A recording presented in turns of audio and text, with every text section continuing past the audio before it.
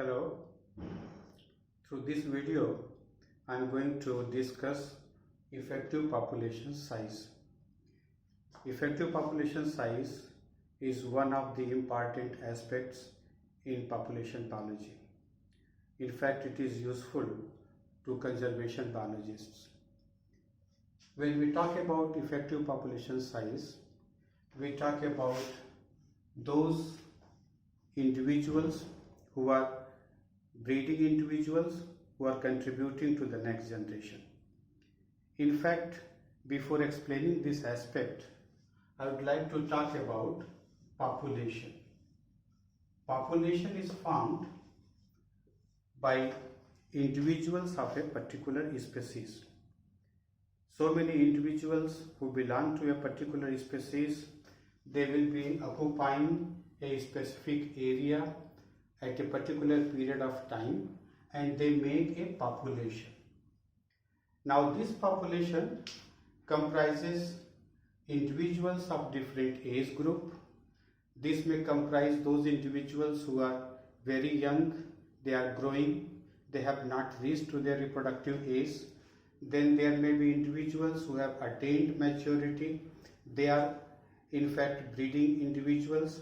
And there may be individuals who have become old, they have lost their reproductive ability.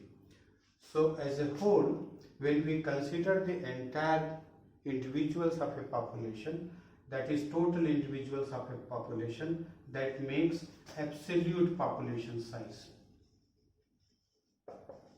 Absolute population size. That is represented by N. N stands for total number of individuals present in a population, whereas this effective population size is different aspect that comprises only those individuals who are reproductively contributing to the next generation.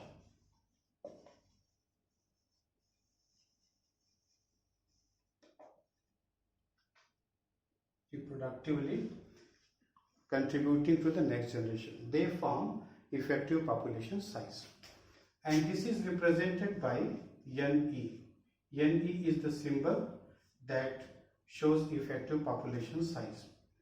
This can be calculated by using a formula, that is NE is equal to 4 into NM into NF divided by NM plus NF.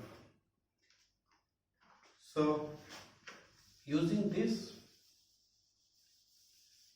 formula one can calculate effective population size, where this NM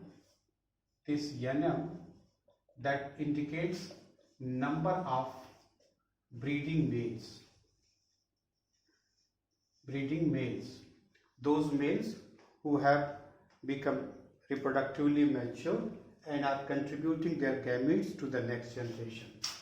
NF that stands for number of reproductively contributing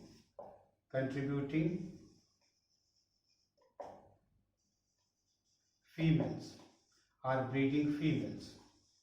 So once again I am repeating the same thing, NM number of breeding males, NF number of breeding females. Now we can take up an example. For example, in a population there may be so many individuals, but out of them the breeding males, they are 5 in number, and breeding females, they are suppose 20 in number. So this will be 4 into 5 into 20 divided by 5 plus 20, because formula is 4 into NM that is number of male individuals who are breeding ones, and then 20 stands for female individuals who are contributing to the next generation. So according to formula, that is 4 into nm into nf divided by nm plus nf. The final value you will get here 400 divided by 25, and the answer will be 16. It means effective population size is 16. Only 16 individuals are really contributing to the next generation. Now there is one more method of calculating effective population size. Sometimes this effective population size could be calculated based on the history of a particular species, its population which has lived for certain generations.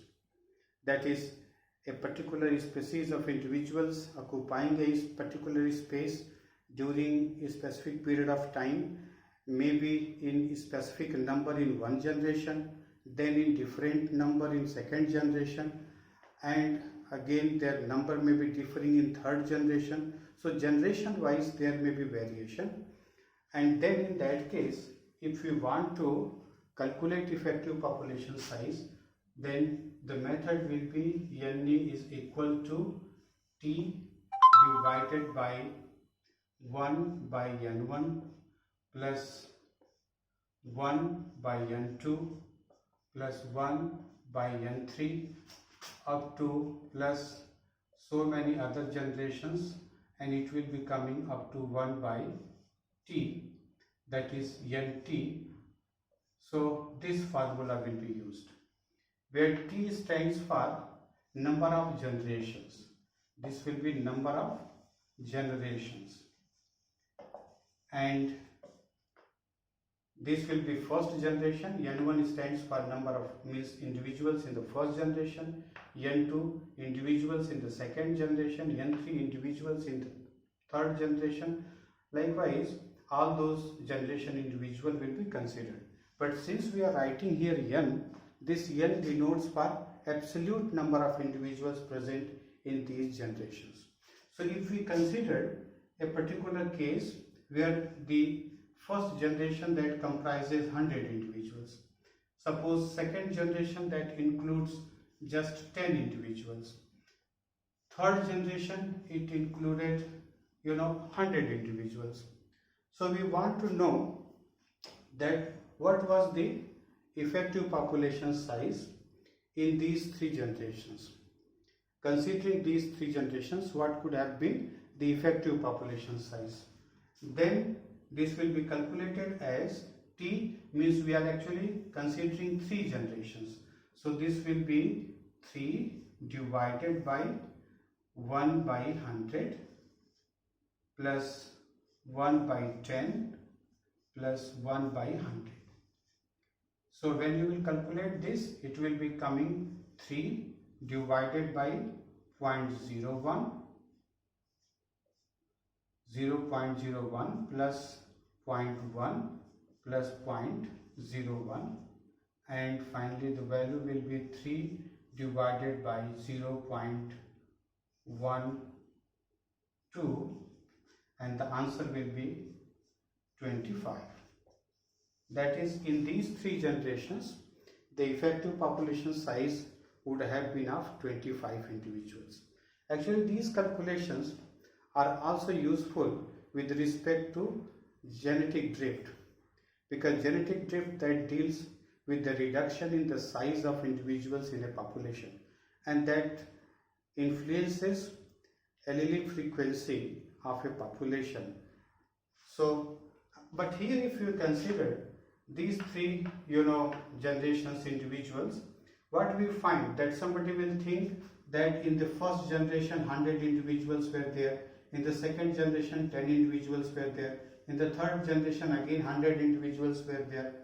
So the total number will be 210, and if it is divided by 3 it will come 70.